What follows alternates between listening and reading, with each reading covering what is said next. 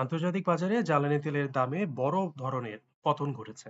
ইরানের বিদ্যুৎ কেন্দ্র ও জ্বালানি অবকাঠামোর উপর সম্ভাব্য সামরিক হামলা স্থগিত রাখার নির্দেশ দিয়েছেন মার্কিন প্রেসিডেন্ট ডোনাল্ড ট্রাম্প।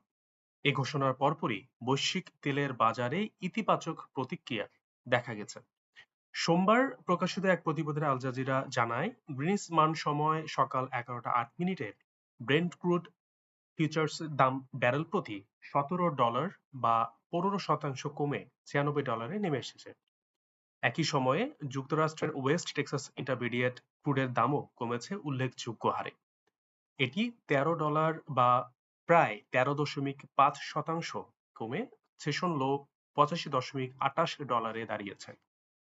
এর আগে ইরানের হামলার জেরে গুরুত্বপূর্ণ হরমুজ প্রণালী কার্যত বন্ধ হয়ে পড়ায় বিশ্ববাজারে তেলের দাম ব্যারেল প্রতি $100 উপরে উঠে গিয়েছিল। তবে সাম্প্রতিক কূটনৈতিক সংকেতের ফলে বাজারে কিছুটা স্থিতিশীলতা ফিরে আসে বলে ধারণা করা হচ্ছে।